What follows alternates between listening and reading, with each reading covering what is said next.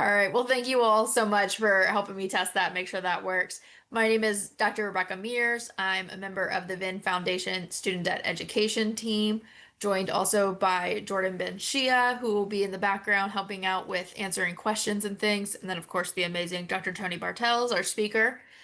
Just before we get started, a couple of housekeeping items. Yes, this will be recorded. Yes, you will receive a copy of it. We'll send out an email in the next couple of days. Give us to the end of the week, just in case, to get that into your inbox. That'll have the link to the Prezi as well. So that way, any links and things like that, you'll be able to revisit. For those joining live, it'll also have the information for getting CE credit. And then it'll have some other additional helpful information. So that will be coming your way. And then for questions throughout the presentation, we do ask that you use the Q&A feature. That allows you to ask questions anonymously if you prefer. And you can also upvote questions, which helps us to identify kind of the most common questions, most pressing questions, so that we can try and get those answered live. If you have any like technical issues, or maybe sometimes Dr. Bartels will ask for some responses, feel free to use the chat for that. But for your questions, Q&A. And with that, I think that covers all of my part. I'll be in the background helping to answer questions as well, and I'm gonna kick it over to Dr. Bartels. Great. Thank you, Dr. Mears, and welcome everyone. And thanks to those who filled out their Sigma form homework. I've got a couple of anonymous cases we'll use for tonight's session to illustrate some of the concepts that we're going to be talking about. A lot is changing with student loans and repayment options. And I also have, well, I got to thank ACVIM as well for helping to pull this together, as well as VIN. VIN and ACVIM have had a long-term kind of close relationship. I mean, the co-founder CEO of VIN, Paul Pion, is a cardiologist in the College of ACVIM. So VIN does a lot of work with ACVIM, and we've done several student loan repayment sessions too over the years here with ACVIM, and that is going to lead me into one of my first slides tonight, is trying, based on what I saw from the registration list. There's a lot, there seems to be a lot of confusion around VIN Foundation, VIN membership, who gets it, who doesn't, particularly when you're doing internship residency training. I just wanted to spend a few minutes talking about that, because any resident, academic intern, or academic veterinarian has free access to VIN.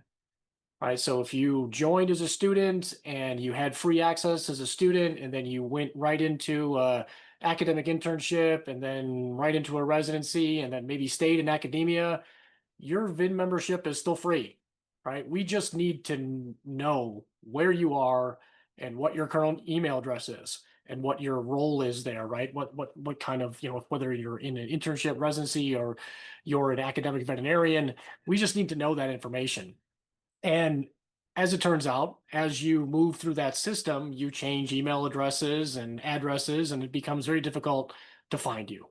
So if you don't have your free access to VIN activated currently, then please email the appropriate email here, right? If you're a veterinarian working in academia, send an email to academics@vin.com.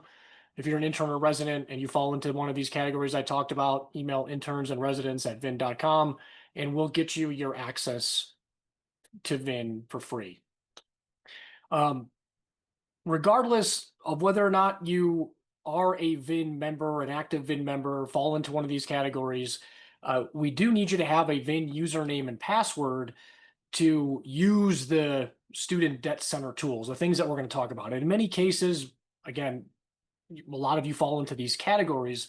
You have free access to VIN. We just need to get that username and password either reestablished or reactivated so you can get in there.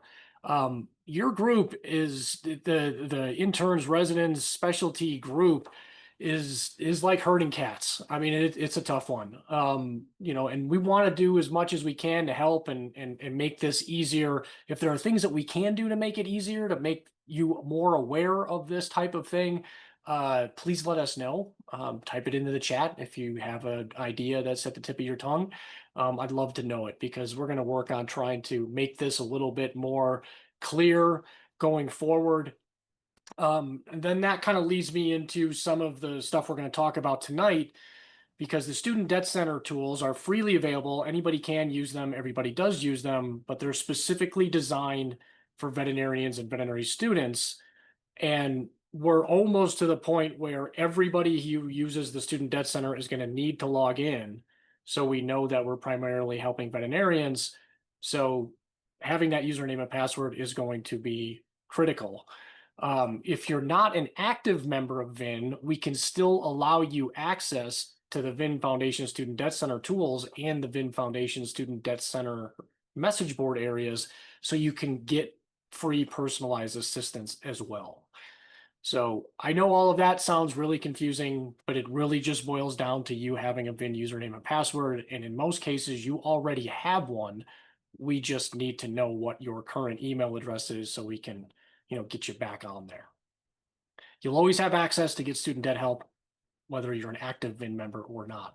Although I don't know how you get through an internship or residency without actually using the clinical resources on VIN. So take advantage of those, please.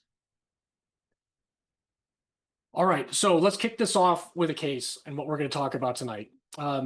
And there's a lot on here, but these signalment form submissions, which this is one of you who are attending this session, sometimes are pretty verbose when you put their information in there, and that's cool. The more information we have, the better, right? But this is what this boils down to, right? So we've got a 2015 diplomat of ACVIM, has $230,000 of student loan principal, around $82,000 of unpaid interest. The total balance is the principal plus the unpaid interest, $313,000, 368, accruing about $1,220 per month of interest on that balance. So interestingly, you only accrue interest on the principal, not the unpaid interest. This veterinarian is in what I call IDR Profile 2. We're going to talk about that a lot tonight. It kind of categorizes you based on your student loans and your borrowing history and gives you an idea of which income-driven repayment options that you are able to use. So when you're in IDR Profile 2, you're eligible for ICR, which is the original income contingent repayment plan, IBR, income-based repayment, the earliest version, 2009, pay-as-you-earn, and the new repayment assistance plan once it becomes available. Now, RAP is not yet available. It will be made available sometime next summer, hopefully by July 1st of 2026. But just knowing your student loans and borrowing history, we can put you into one of these IDR profiles. This gives you the repayment options that you are able to use when it comes to those federal student loan repayment options that calculate payments that are based on your income. So this veterinarian currently uses pay-as-you-earn and has a minimum monthly payment of $912 per month. Seems like a pretty reasonable number, particularly given the student loan balance. Their recent adjusted gross income, so AGI, is a measure that is found on your tax return, and it stands for adjusted gross income. So the recent AGI, I'm guessing this is probably a 2024 tax return because that's the most recent one that people have been able to file. The adjusted gross income from that 2024 tax return is a little under 132,000. Their current income, however, is 225,000, right? So we'll probably we'll need to know a little bit more about that difference. Maybe they switched jobs, maybe there was some time off for some other reason. Maybe they just came out of their residency training and it was kind of that on-ramp, as I call it, between your training income, starting your specialty position, and then maybe a year or two after that, where finally that income starts to be reflected on that adjusted gross income. This is a single veterinarian, family size of one. Emergency fund status, I've been focusing a lot on this because it plays into how you should treat your student loans. Has a fluid money market account that they're using to save for a house, but could be used for emergencies if needed. One note here, That's great. This is a wonderful thing to have started and have some savings at least set aside.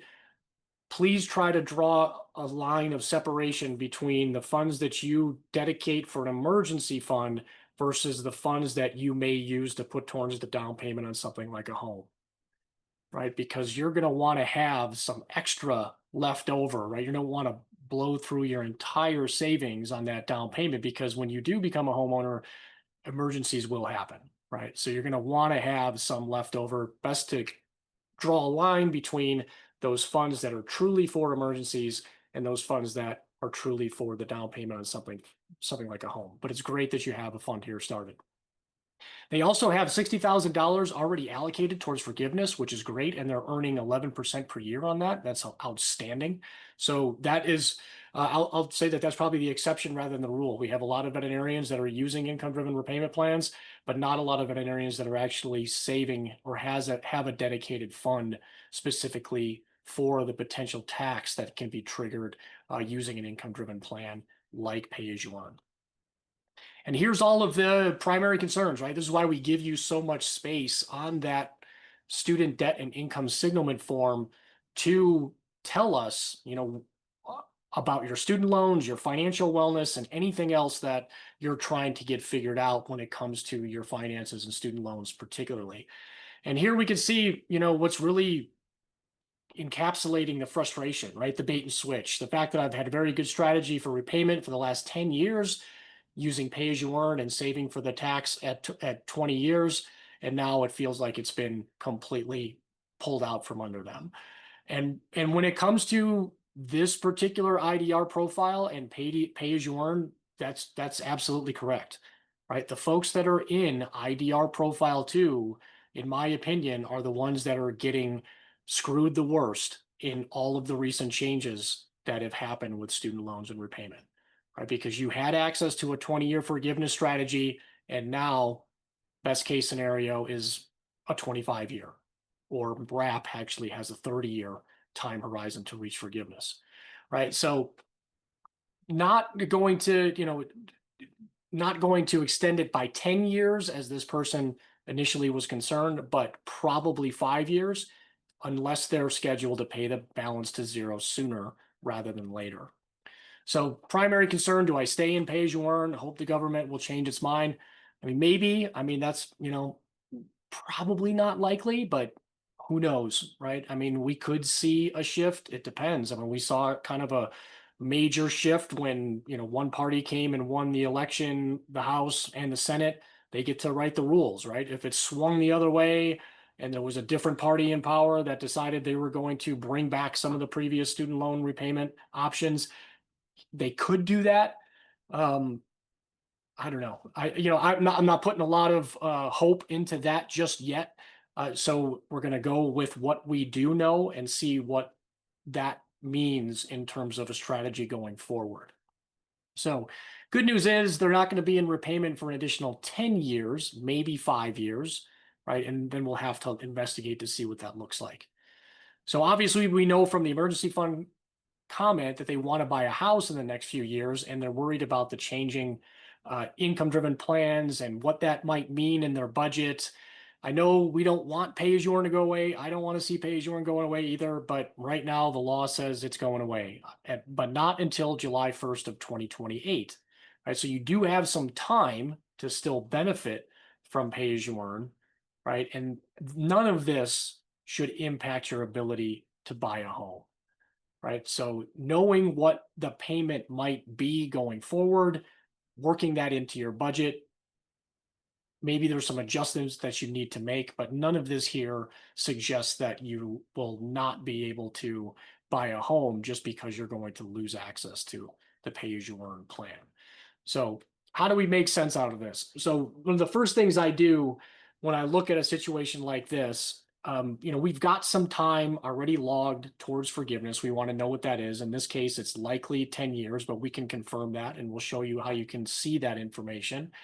But in a worst case scenario, right, if they are going to continue on a forgiveness pathway, instead of it being 20 years or 10 years from now for this person, it'll probably be 15 years from now or 25 years in total.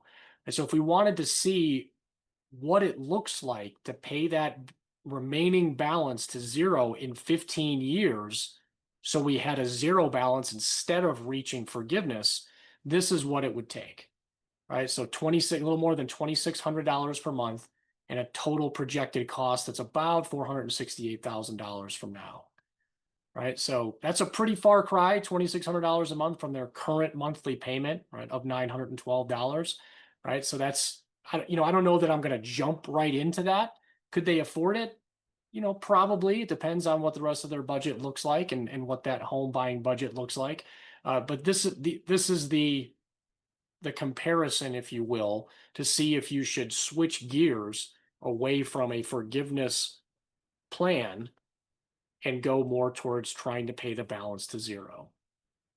To figure out what the income-driven repayment options look like going forward, that's where we go to the Student Debt Center tools, right? So the first one is the My Student Loans tool, and I'll show you that here.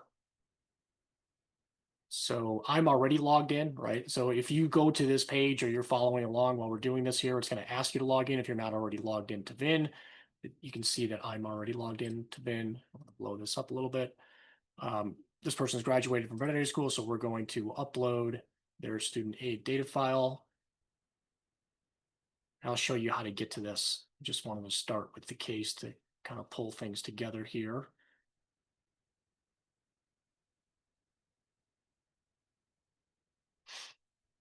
So we'll take the student aid data file, which is kind of the Department of Education record of your higher education borrowing history.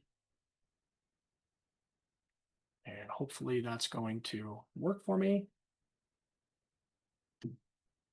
There it goes. All right, so we'll have a few alerts that'll pop up. In this case, when you're using income-driven repayment plan, you'll have an anniversary date, the date by which you have to provide updated income information. For this person, it's not until next summer, which is great. And so if we're looking at the information that's available here, again, we've got our principal, a significant chunk of unpaid interest. And for any of you that are in the midst of your residency or have already finished it and used an income-driven repayment plan, chances are you probably have a pretty high unpaid interest, especially if you used an income-driven plan during your residency training. That's the interest that accrues from you having a very low payment or a payment that's below the monthly interest. So here we see a payment of $912. The interest accrual is $1,219. So the minimum monthly payment is actually less than the monthly interest accrual. So this balance is still growing, right? And this is a side effect that we see commonly with income-driven repayment plans. Their weighted average interest rate across the 11 loans that they have is 6.35%. This little green checkbox means that they're using the auto pay feature and they are receiving a 0.25% interest rate discount because they're using that auto pay feature. So the auto pay feature essentially automatically deducts your minimum monthly payment from the bank account that you designate. And if you are in repayment, like this person is using pay as you earn and have a minimum monthly payment due, I would highly recommend using that auto pay feature to receive that interest rate discount. Okay, so all of that we can confirm now that they're in pay as you earn. So the IDR profile. So this is under the IDR eligibility tab. And when I look at that, I see IDR profile 2. What does that mean? It means I'm eligible for ICR, the original version of IBR, pay as you earn, save, but save is technically not available any longer. Right? No new person can get into save. Some of you may be in the save forbearance, but no person can apply for the save plan currently.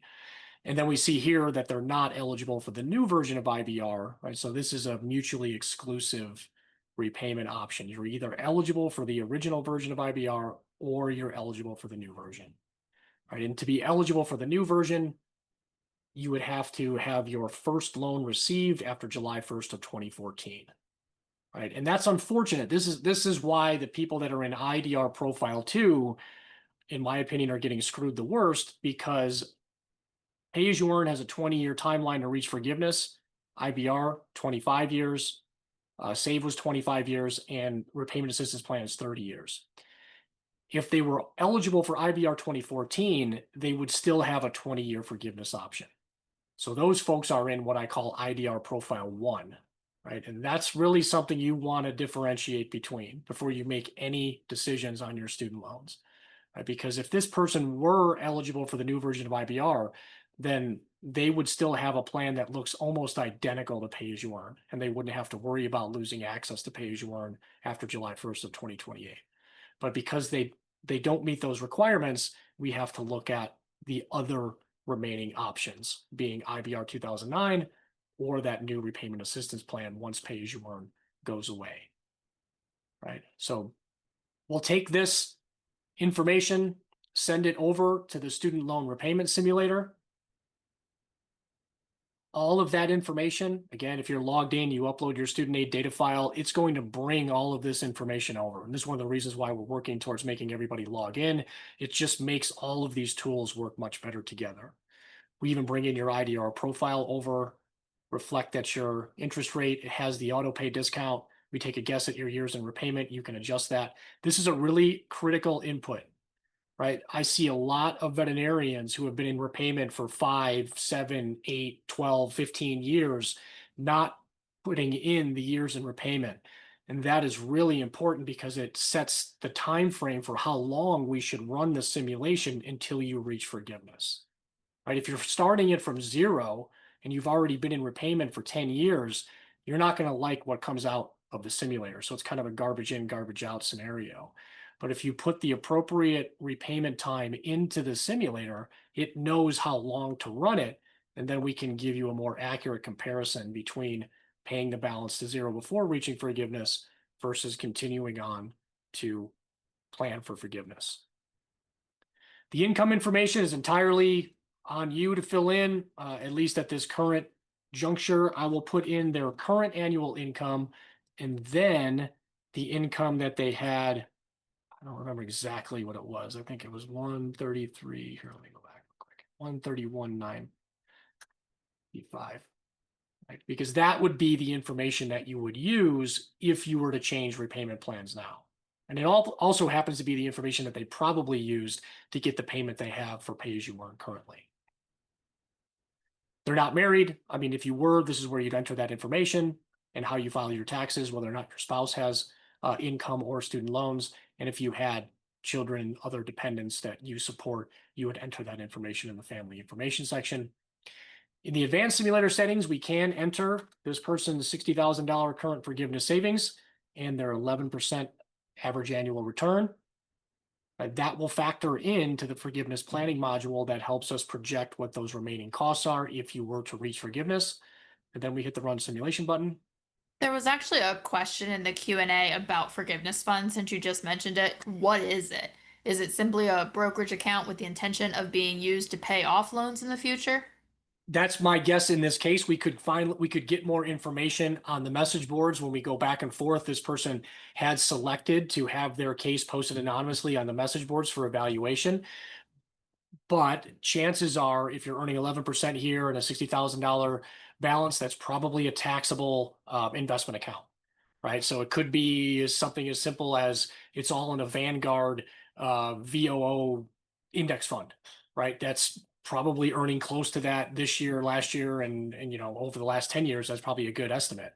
So yeah, it's probably just a taxable investment account that you can open in any number of ways.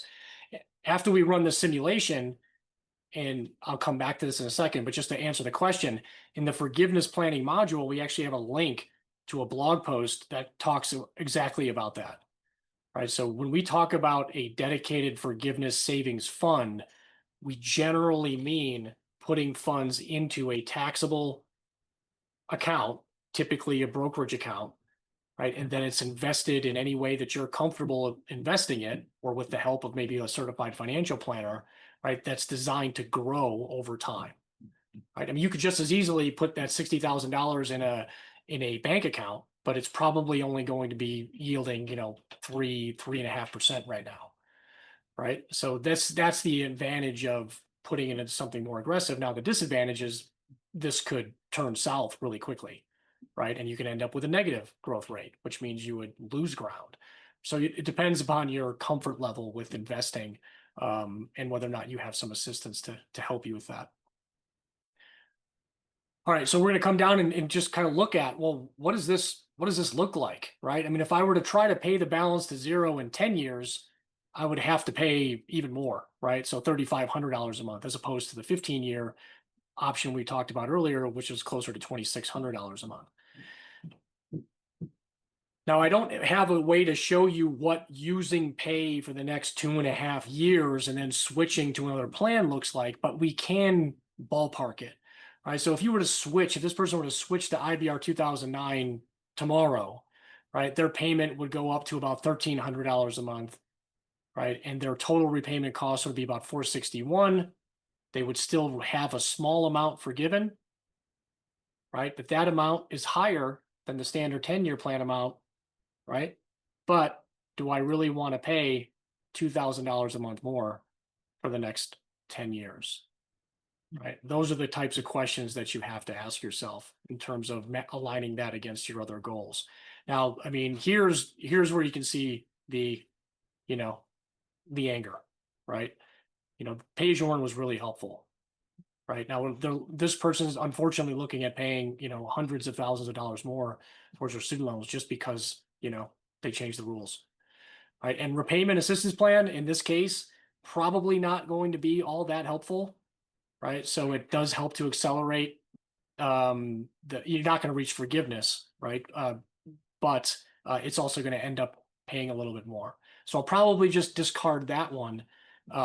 Chances are, the total repayment costs are going to be less because you get to use pay as you earn for another couple of years here, right? So it'll be less than 461. It probably won't be less than 424, but it'll be pretty close. Right? When we factor in the forgiveness savings, we do get a little bit lower amount.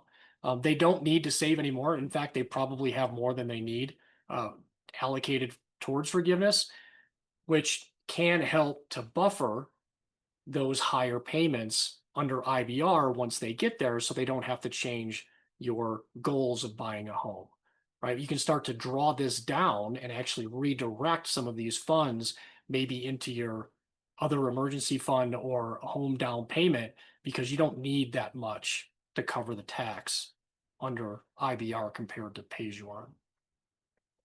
So that's that's what we do to evaluate those questions and concerns, right? And will do something very similar on the student debt message board when we look at this case in more detail, posted anonymously. We'll reply with our findings there and how we arrived to them. And then this veterinarian can come back and then, post some thoughts about what they would prefer to do or which one seems more appealing and go from there, right? It kind of creates a sort of a medical record over on the boards where, you can work through that back and forth with Dr. Mears and I until you're comfortable with what your repayment strategy is going to look like. So that's essentially what we're trying to, give you some of the background to help you answer these types of questions and then show you how we use the tools on the VIN Foundation Student Debt Center to help you get those answers that you need. All right, and now I'll share you guys a little bit of my situation too, because I'm in the same boat. And I, have my wife is actually a small animal internist here along the Front Range in Denver, where we live, and we have a boatload of student debt. So this is why I'm really passionate about this. Why I'm really passionate about helping you specialty folks too, because I watched my wife struggle with trying to figure out how to handle her student loans while she was doing her specialty training. And you guys have enough on your plate already, to have to add this on top of it. So anything that we can do to help is really what we're trying to accomplish here. So just our kind of our journey through the system here. We've watched this system change, as many of you have, over the last several years. And we started with the original version of IBR. We went through the pandemic forbearance. We went through the repay experiment, which was revised pay as you earn, which became the SAVE repayment plan. And then the courts got involved and struck down SAVE. And that's currently where we are. We're in the SAVE forbearance. We haven't switched yet. I'm still kind of waiting to see exactly where our best landing spot is, it probably is going back to IBR 2009. We are in IDR Profile 3, right? So we don't have access to pay-as-you-earn at all, right? So in some ways, our decision's a little bit simpler because we don't even have to consider pay-as-you-earn. So we're either going to go to IBR 2009 or we're going to go to RAP, or it could be a combination of those two options. We're likely going to hit forgiveness again once you get further down the road here, right? So once you log, 10 plus years in repayment, the odds significantly increase that you will still reach forgiveness, even as a specialist who might be earning above average income, right? So the way that the income-driven plans work, once you factor in that forgiveness time, there's a certain point where you're pretty much destined to hit forgiveness if you allow it to happen, if you choose to continue using one of those forgiveness options like IBR. So we have a dedicated forgiveness fund. So kind of coming back to that, this is a snapshot from our account with Wealthfront. So Wealthfront is a robo-advisor. There's dozens of these out there, but essentially you set your risk tolerance and you feed it money on a monthly, weekly, annual basis, and it will automatically invest your funds across a diversified type of investment, usually using a combination of index fund to match that risk profile. The dotted line is the amount that we put in. The solid line is the growth, right? So, ours is experiencing something like that other veterinarians, 11% annual return. Ours is close to, 10 or so. So, all of that means is that the gap between what we've contributed and what the value of that is means we're using those gains to pay for the tax as opposed to our own money, right? So we're using our money to help increase the value of that overall fund. So we're actually paying less in total towards our student loans. And as we see with this particular person, the sooner that you start, and it looks like they got a pretty good head start on that forgiveness fund, that forgiveness fund can serve to help buffer some of these changes to the system that may result in a higher monthly payment than you were used to, right? Because I'm not going to need as much to pay the tax because some of these less beneficial plans like IBR 2009 and RAP, you're not going to have as much forgiven as was projected under the previous plans like pay-as-you-earn. But if you're still eligible for the new version of IBR, then you still can have a pretty significant tax balance at the end, and you definitely want to be diligent about starting that dedicated forgiveness fund. All right, so the secret to federal student loan repayment, you're going to pay your balance to zero one way or another. Right, you're either going to reach zero because your income is high enough to generate a high enough payment that will pay the balance to zero before you're scheduled to reach forgiveness, or you'll reach forgiveness. Some of you are going to reach public service loan forgiveness, right? So those of you that work in academia, right, or you're doing a residency in academia, you should be checking in on your public service loan forgiveness progress, right? So public service loan forgiveness is separate from the case we just described, where that person is likely to hit forgiveness, but will probably have to pay a tax on it. Public service loan forgiveness happens after 10 years of qualifying payments, and you don't have to pay any tax when you reach public service loan forgiveness. It is tax-free. Right? So public service loan forgiveness is the quickest and cheapest way to eliminate your student loans. And many of you are likely on a path to get there. You just have to make sure that you're logging your public service loan forgiveness progress in order to get there sooner rather than later. Either pathway is fine. Oh, looks like I've got a little goof there. But the key is not to pay any more than you're required and not to sacrifice other more critical areas of your overall financial wellness just to accelerate your student loan payoff. Even with all of the changes that are happening, your federal student loans are the most flexible but really annoying debt that you're ever going to have. All right, so this student loan physical exam, we'll take a little deeper dive into that. I'm happy to have any questions. I hope that some of you will actually do this along the way. Go grab a student aid data file, upload it into the VIN Foundation My Student Loans tool, and confirm what your IDR profile is. Right, so it's still, there are so many veterinarians that we work with who think they're in one plan, but their file actually shows something else, right? And it's really important to know which repayment plan you're using right now. And if there's a better one out there for you to take advantage of.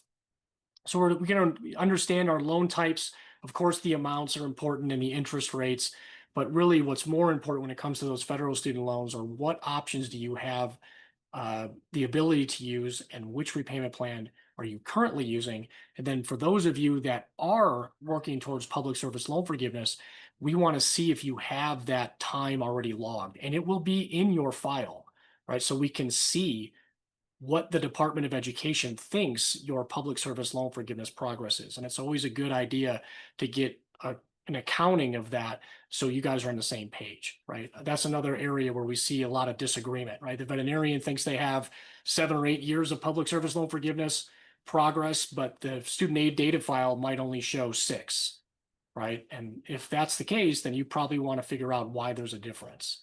Right now, some things may explain that once we do that student loan physical exam, but otherwise you may have a case to start harassing those folks over at the Department of Education to see if you can get that difference in progress corrected. And as we illustrated in that case, we want to know what your current minimum monthly payment is. Is there a more beneficial monthly payment that you might be able to get based on your recent or current income information?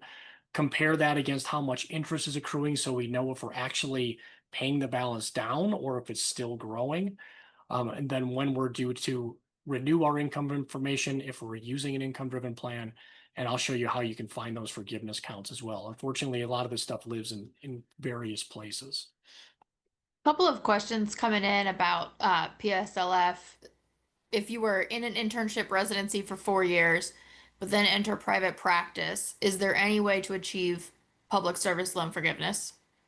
Yeah, absolutely. So you can get at least 4 years if you had 1 year internship in academia, 3 years residency in academia. You could get 4 years of public service loan forgiveness progress.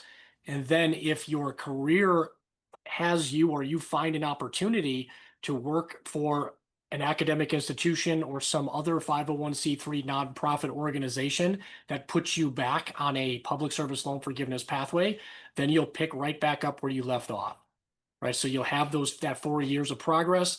And as soon as you start making payments to your loans while you're working for another one of those qualifying organizations, then you'll start accumulating more public service loan forgiveness progress, right? But while you're working in private practice, or if you, I mean, it's really hard. I mean, you never know where your career is going to take you, right? So I still think it's extremely valuable, particularly if you're not too far removed from that recent training experience that is public service loan forgiveness eligible. Log that progress. Again, forgiveness credit is extremely valuable. You never know when you're going to need it. And the farther removed you are from it, the harder it's going to be to go back and get it. Now, you should still always be able to go back and get it when it comes to public service loan forgiveness, at least if you can document your employment and you are making payments using an income-driven plan at that time. But I wouldn't wait. You know, I'd rather have that progress logged sooner rather than later. And can you retroactively get 3 to 4 years of PSLF time if your residency is finished? Yes, as long as you were using an income-driven plan while you were in your residency. And this is where, you know, some of us wish we had a time machine, right? And what would you use it for? Right. But if you are, and we try to get everybody as soon as we can, and we do an internship and residency webinar in June of every year, right before internships typically begin, because we want you to make sure that your loans are in a qualifying repayment plan, like an income-driven repayment plan, so you can get public service loan forgiveness credit if you're doing that training in academia. If your loans were in deferment, unfortunately, you're not going to get credit for that, right? So that is an unfixable thing, right? But if you were using an income-driven repayment plan while you were doing your training there, you can get that credited retroactively as long as you can find somebody at that institution to sign off on the fact that you were there during the time frame that you indicate on the public service loan forgiveness employment certification form. Couple of questions coming in about the COVID forbearance and were you able to get credit during that time? Yes, you are eligible for credit for not only income-driven repayment progress, but also public service loan forgiveness progress, as long as your loans were in a repayment status. Right. So again, if your loans, and sometimes this is one of the complicating factors, particularly with residencies at academic institutions, is oftentimes your training comes with a master's of clinical sciences alongside the residency component. And the system tends to want to put your loans into an in-school deferment. And if you don't end that and keep your loans in repayment, then you may have lost out on that progress. So it never hurts to check, and I'll show you how you can check your forgiveness progress. But if your loans were in deferment during that training, then you're probably not going to get any forgiveness credit for that COVID timeframe. And what about the save forbearance? There was somebody who it said repay forbearance, repay has become save, but how does that impact PSLF credit? Yeah, you guys are jumping ahead a little bit. I got that in my recent changes one, but so the save forbearance is not eligible for any kind of forgiveness credit, but the save forbearance didn't start until July of 2024. So any time that you were in save up until that July 2024, which is when the federal appellate court blocked it, you are eligible to receive forgiveness credit for that time. But since July of 2024, no forgiveness credit, no payments have been required. Interest has been off, except since this recent August 1st of 2025, they turned it back on. So save forbearance is not forgiveness eligible, but the time prior to that would be forgiveness eligible. Great. And then one more, which I think you're going to probably touch on, but I just want to put on your radar because it's got some upvotes. Um, Currently in the save forbearance and in residency right now. Should I switch off of save? I think that's going to probably be one of your examples coming up. Yeah, that's a great question. It really depends on what your income is, what your IDR profile is, right? So what kind of payment can you get in the next best option you have available? If it's very low or zero, then switch now, right? If it's not that favorable or would kind of blow up your budget, then you may want to wait until RAP is available next summer, because RAP has some really beneficial provisions that will be really helpful for interns and residents who have otherwise low incomes. So we'll talk about that in a little bit more detail in just a few. Some great questions, though. Thank you. All right, so let's dive in to the recent changes. So as we just kind of covered, this will just make sure I didn't forget anything. So SAVE has been blocked since July of 2024. We covered the no payments and no forgiveness credit, and you also don't have any income recertification, right? So you don't have to leave the SAVE forbearance if you don't want to, right? Now you're not earning any forgiveness credit. You are accruing interest. If you can get a better payment and it's not going to blow up your budget, then you probably want to switch sooner rather than later. But it also depends on which IDR profile you're in. ICR and pay and save will formally be eliminated on July 1st of 2028. You can keep using at least the original ICR and pay as you earn until those plans are formally eliminated. We did see a recent deal struck that will allow people to still receive pay-as-you-earn forgiveness if they cross that 20-year forgiveness timeline before it's eliminated in July 1st of 2028. So these things are still kind of actively being wrestled with and fought over behind the scenes. So we could still see some changes. And, I'd love to believe that pay-as-you-earners are going to survive in some manner, but I'm not holding my breath on that one. I mean, that'll be a pretty big miracle if something like that does happen. Public service loan forgiveness, thankfully, remained unchanged, although we are seeing some attempts via executive action to try to change who is eligible for public service loan forgiveness. That shouldn't really impact too many veterinarians, if any. It certainly won't impact any of the academic institutions, or I probably shouldn't say certainly won't, but is unlikely to.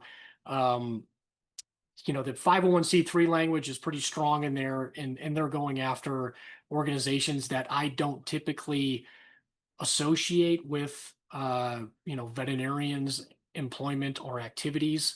We'll have to kind of wait and see on some of those, but don't bypass public service loan forgiveness just because of all the hoopla you hear on the news. It's not likely going to affect very many, if any, veterinarians. Some of those things that they're currently chasing, and those things definitely will get challenged in the courts. So we'll have to see how that unfolds. The income-based repayment plans did survive, right? There's two versions we talked about using that case as an example. There's the old version, which is the 25-year version, and there's a 20-year version that's very similar to pay-as-you-earn if you were a new borrower as of July 1st of 2014. They did eliminate the partial financial hardship provision. So IBR was really complicated in that when they calculated your payment based on your income, they compared that payment against what you theoretically would pay using a fixed 10-year plan payment. And if your payment using your income was lower, then you were deemed to have a partial financial hardship and you were allowed to use IBR. That also prevents a lot of people who are kind of deep into repayment, who might have an income that now exceeds or is close to their student loan balance, from using IBR. So they remove that partial financial hardship provision, which means anybody can use IBR now, no matter what your student debt to income ratio is, and your maximum monthly payment is capped at what it would be under a 10-year plan payment. So that is particularly relevant for those of you specialists or those soon to be done with your training who will experience a boost in your income. Your payment will never be more than a fixed 10-year plan payment using IBR, and it still earns you forgiveness credit, right? So that can be a great way to use the income-driven plan strategically for specialists and those of you that are ending your training soon. Repayment assistance plan. So the minimum payment will be between 1 and 10% of your adjusted gross income. The 10% starts at income above $100,000. So anybody with income above $100,000, their payment essentially is 10% of their adjusted gross income divided by 12 years of monthly payments. You do get credits for dependents that you claim on your tax return. There is no maximum monthly payment for RAP. Right, so it's always 10% of your income, less those credits that you receive for dependents. There is 100% unpaid interest subsidy. So when your payment is less than the interest that accrues, the government covers the interest in the entirety. Right, so if you've got a $10 monthly payment and you're accruing $1,000 of interest, you're receiving a $990 subsidy, preventing your balance from growing. You also receive a principal credit up to $50 per month for any month where your payment doesn't decrease your principal. Right? So RAP is going to be really helpful for those of you in your internship and residency training and shortly thereafter once it becomes available. Unfortunately, it's not yet available. It is scheduled to come online July 1st of 2026. The kicker with RAP is it has a 30-year forgiveness timeframe, which means almost nobody is going to reach forgiveness when you pay your loans for 30 years, except those folks that have relatively high student loan balances and are already pretty deep into repayment, so have 10 years plus logged repayment time towards forgiveness. We do have a bunch of resources posted on VIN Foundation, so the blog here covers should you switch out of SAVE, and if so, when. It really depends upon your income-driven repayment plan profile, right? So if you're eligible for pay-as-you-earn, then take a look at pay-as-you-earn, right? As long as you can get a reasonable monthly payment with the income information that you have now, there's nothing wrong with switching out of SAVE into pay-as-you-earn sooner rather than later. And you have until July 1st of 2028 to take advantage of SAVE. You could still also use pay-as-you-earn between now and next summer if RAP would help you decrease your interest accrual while you complete your specialty training. Anniversary dates. Normally, your income renewal window will open 90 days before your anniversary date. So your anniversary date is essentially a year from when you your payment schedule is set, right? So if you applied for an income driven plan recently and maybe your 12-month payment schedule was November 1st of 2025, your anniversary date would be October 31st of 2026. And 90 days before then is when you would be eligible to provide renewal information. And you have to provide income information at least 35 days before that anniversary date in order to continue to have your payment calculated based on your income. If you miss those anniversary dates and you forget to recertify, then your payment will jump up to something that resembles a 10-year plan payment. And you really don't want that to happen, particularly while you're going through your specialty training.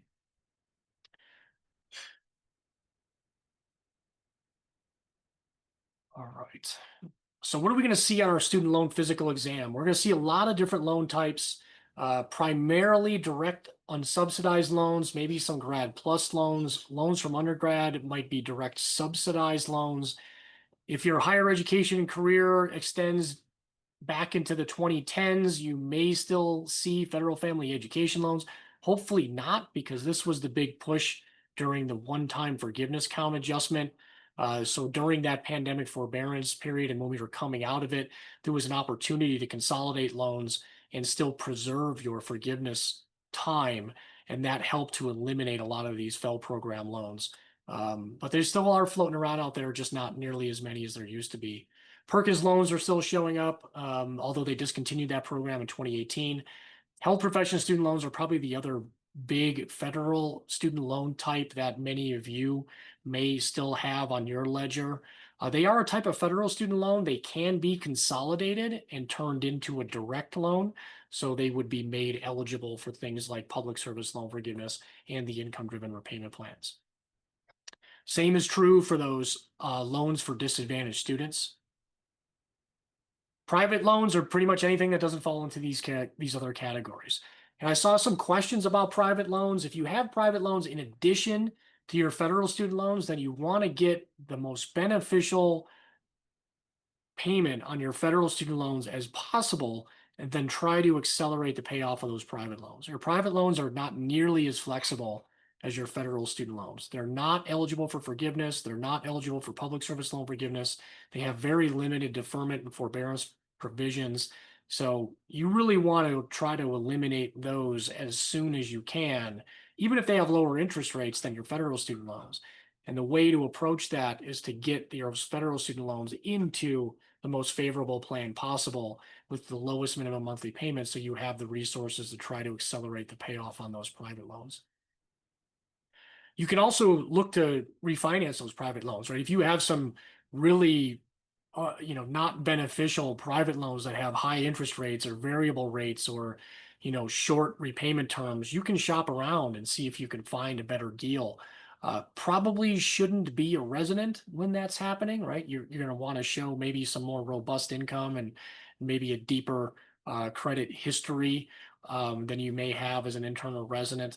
But refinancing private loans with another private loan is a good strategy to undertake if you can get a better deal.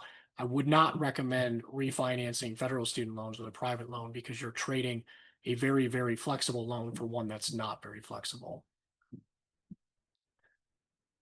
So you guys tell me, what is your current student loan repayment status or repayment plan? Have any of you been able to suss that out while we've been talking here using the VIN Foundation My Student Loans tool, or you're otherwise pretty confident on what your repayment plan or status is? Feel free to post that in the webinar chat. If you're, if you know you're in the save forbearance, or your loans are in pay as you earn or IVR, or maybe they're in deferment, right? I mean, those are one of those things we kind of want to, fix if we can. So let me know in the chat there if you know what your current student loan repayment plan status or repayment plan is. Well, we're getting an answer in the chat. Just looking at some of the Q&A questions. I know some of these are coming up, so I'm hanging them out for now. Yeah. Do you honestly feel it is safe to count on forgiveness? Could the government seriously not honor forgiveness after reaching the full number of payments? Yeah, this question is obviously the $1 million question that comes up during every one of these sessions. So, you can never say never, right? I mean, we've just seen a perfect example of what can happen, uh, you know, when one party gets control and they've got their eye on something that they want to significantly change. And that happened to be student loans, right? Elections have consequences. To the victors go the spoils, right? So they wrote the rules or rewrote the rules not only for borrowers in repayment, but for borrowers who are going to be taking out loans in the future. And those changes are not as beneficial as we've seen in previous changes. Right now, the pendulum can swing different directions, right? We will probably see a pendulum swing in our lifetimes again. What comes of that remains to be seen. However, right, so even to the victors go the spoils, they rewrote the rules, but they still maintained the existing forgiveness provisions for the income-based repayment plans. And the new repayment assistance plan also has a forgiveness outcome written into the law that they wrote, right? So it is unlikely that you'll get to forgiveness and they'll have a leg to stand on to try to deny that forgiveness, right? This current administration is currently processing forgiveness, right? Veterinarians have received forgiveness. More veterinarians are going to receive forgiveness not only in 2025, but also 2026 and beyond. So forgiveness is still being processed. I don't think, while it's a wonderful, controversial point to discuss, based on the information that's available out there so far, I don't think it's reasonable to assume that you can get to forgiveness, cross the finish line, and not have a case to have your loans discharged. So it is still happening even under the current administration and is scheduled to happen under the new administration's own laws. So again, I don't think it's going anywhere, right? And there are a lot of lawyers working to make sure that those contracts that are written into the law are going to be honored. Now, there are some, what we saw happen with ICR Pay and Save um, are some really interesting case studies for the lawyers to dissect, right? The way those plans were created were probably not ideal, and they found a shoehorn way to blow them up, right? Now the other ones are not going to be as easy to do that with, right? And again, the fact that they wrote their own law to include forgiveness and included forgiveness under the previous income-based repayment plan, which they didn't need to do, highly suggests that it's going to stick around. So that's my take, right? I mean, I don't get to make the rules, but I do get to read them, right? And based on my reading of them, that's what they say right now. So I'm not worried about that. I've got a lot of debt, and I'm just trying to navigate which is going to be the best repayment option for our family. But I'm not worried about getting to the forgiveness finish line and then just being stuck with my student loans. All right, cool. So I see some people in the say forbearance, but in public service loan forgiveness, so waiting it out. So Kyle, when you say forbearance, but in public service loan forgiveness, I want to differentiate. I'm assuming you mean save forbearance, right? But I hope so. Because a regular forbearance probably wouldn't. Okay, great. So yeah, so save forbearance, not earning public service loan forgiveness credit, but compare to see what your next best option would be to see if you could start earning public service loan forgiveness credit again. All right, Molly's on pay. That's great. Alexandra, safe forbearance. Unsure what to do if I should switch in my last year of residency. Oh yeah, that's a tough one. Although you probably have some really beneficial income information on hand since you're still in your residency. So switching, especially if you have access to a plan like Pay As You Earn, maybe until RAP becomes available, could be something that you want to look into. All right, so I see a lot of Pay As You Earns. That's great. All right, so how do we do this? We're going to head over to studentaid.gov, switch to IBR. So which version of IBR, Ariel, did you switch into? Do you know if you're in IBR 2009 or IBR 2014? 2014. Okay, great. Now we'll talk about that. There's a little bit of a risk of using IBR 2014 over pay-as-you-earn in the short term, right? Now, if you get to a point where RAP would be beneficial for you, when you switch out of IBR 2014, they're going to take your unpaid interest and they're going to capitalize it, which means they add it to your principal. Generally speaking, you want to avoid those types of things. Right, so that's one of the reasons why we recommend people use pay-as-you-earn right now and not jump into IBR 2014 until pay-as-you-earn is gone, because it leaves you the option of switching to a plan like RAP without your unpaid interest capitalizing. So there is no unpaid interest capitalization when you leave pay-as-you-earn or the save forbearance.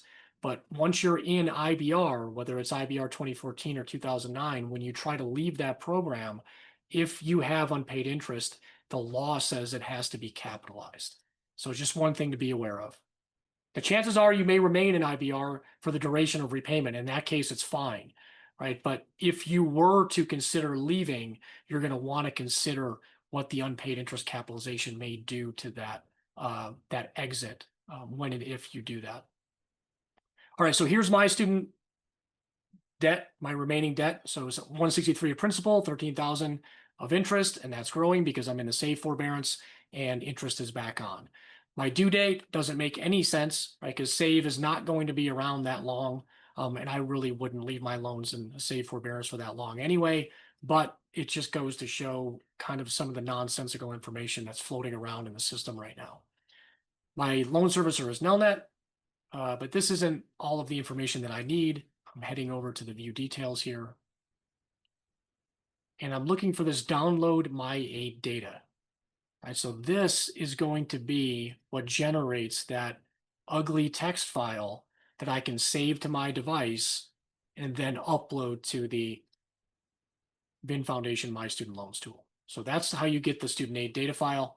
If I come back to this dashboard, I would encourage you guys to look to see. Now, I don't see mine, but you may see a IDR forgiveness progress widget along the right-hand side of your screen.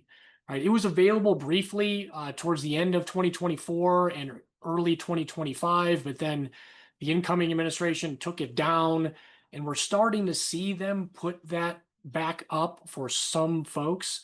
And it's one of the ways that you can quickly check your IDR forgiveness progress, your forgiveness credit, if you will. If you're working towards public service loan forgiveness, you should see something similar along the right-hand side of your screen as well. It's kind of a public service loan forgiveness progress meter that will show you what the Department of Education has in their system for your public service loan forgiveness progress. So I don't have any of that visible on my dashboard, but you may, right? So it's another good reason to log in and check that. All right, and then the IDR plan profile. So if I come back over to my example, right, when I upload the student aid data file, I see the IDR eligibility tab. That shows me my IDR plan profile. I've got another example that I'll show you here, and this one actually has some forgiveness credit, public service loan forgiveness credit in it.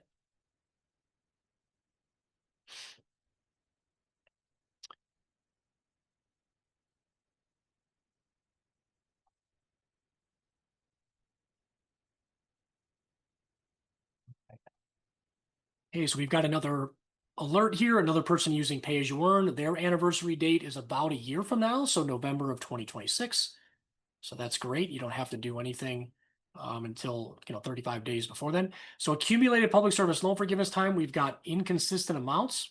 Well, that's curious. So now I want to head over to the public service loan forgiveness status tab.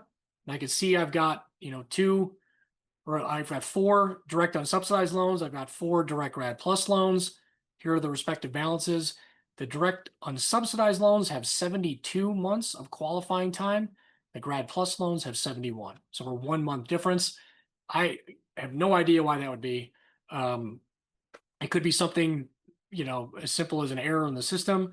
You might try submitting a new public service loan forgiveness employment certification form to try to get that corrected, right? But 72 years is what is that, 6? I got to use my calculator. 72 divided by 12. So 6 years, right? Now this is one that submitted a signalment form as well that I know of, and they believe they have 7 years of public service loan forgiveness qualifying time. Right? So there's a year different there, right? And you know, if you believe that you should have 7 years, right, then you want to try to get that corrected. And the way to do that is by submitting a public service loan forgiveness employment certification form. Right? Because they won't forgive your loans until their system shows 120 monthly qualifying payments. Right. So if you have a discrepancy between what you think it should be and what they're showing, then you want to get that corrected so you can cross that 120 monthly payment finish line sooner rather than later. I'm going to check the IDR eligibility tab for completeness. This is another person in IDR profile 2. Right. So when it comes to public service loan forgiveness, you're going to want to ride out pay as you earn is probably going to be the lowest monthly payment until it's no longer available in July 1st of 2028. And then you're going to want to likely switch over to the repayment assistance plan, because the repayment assistance plan is going to generate, in most cases, a lower monthly payment compared to IBR 2009. Right. So to get you across the public service loan forgiveness finish line, right, because I don't know, depending on your actual count here, you may have upwards of 4 years to reach public service loan forgiveness. You only have 2+ years left to use pay as you earn. You will need another repayment plan to get you the rest of the way across the public service loan forgiveness finish line. And that's probably going to be RAP for this person. Right, so another, just kind of another case example there of how you can use this VIN Foundation My Student Loans tool to work through some of the information not only that you see in your student loans, but then trying to synthesize it to make sense of what your repayment options are going forward.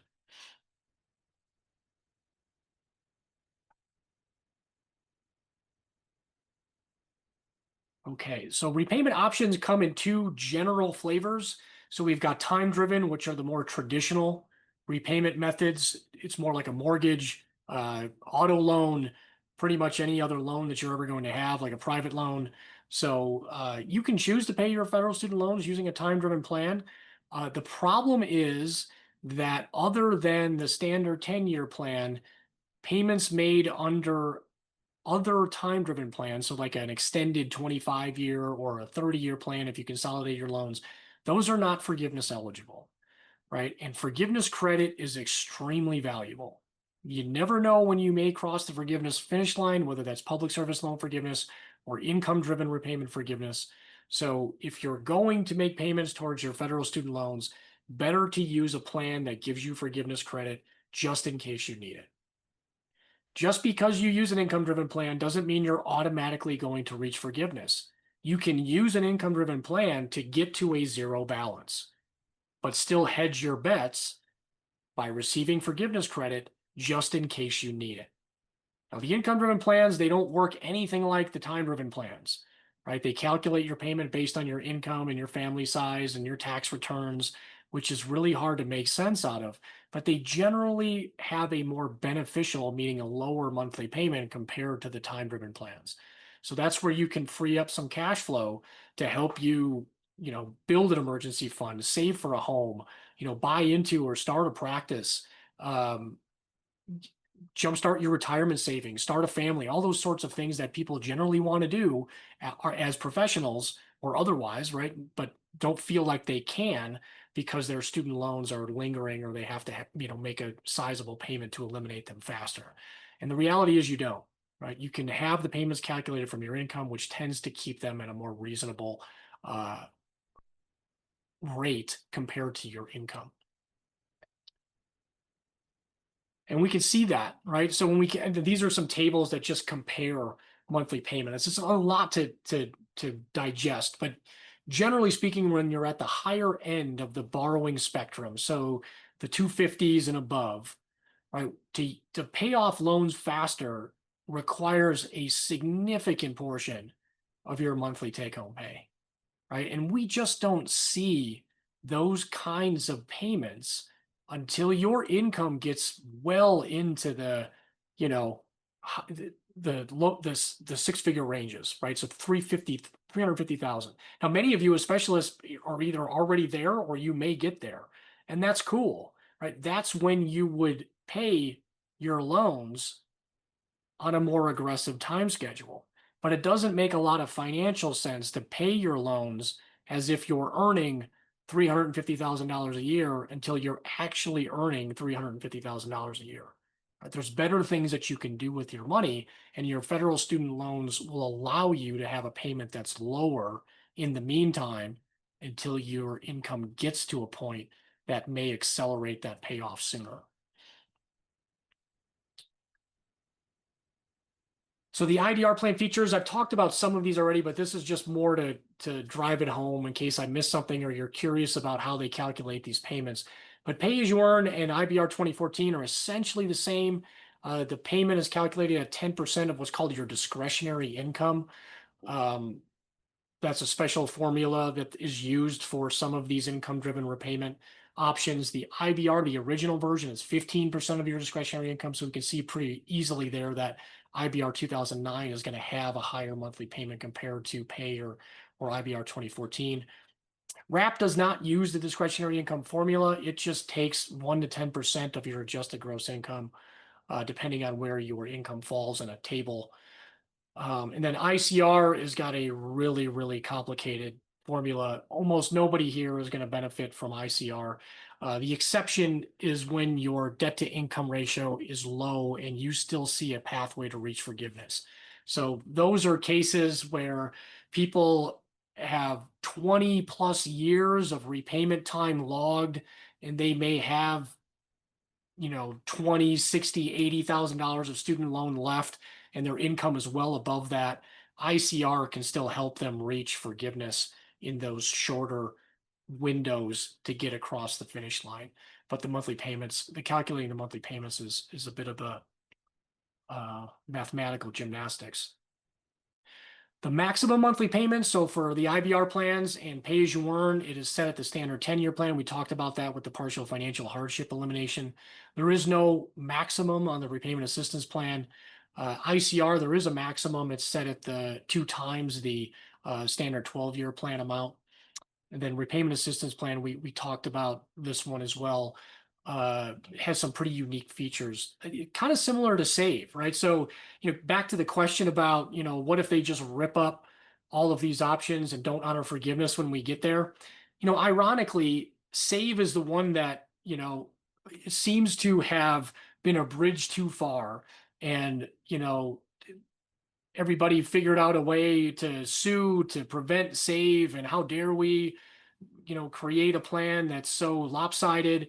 And when they created their plan, they pretty much stole all of the great features from the SAVE plan, like the 100% unpaid interest subsidy, and then added another one where they knocked off a $50 principal credit, but then set the forgiveness at 30 years, right? So, a lot of hubbubaloo about how SAVE was created and how dare we, and then we created a plan that was very similar, right? So, a little bit of, rules for thee and not for me kind of stuff, but, welcome to student loan repayment in the 21st century.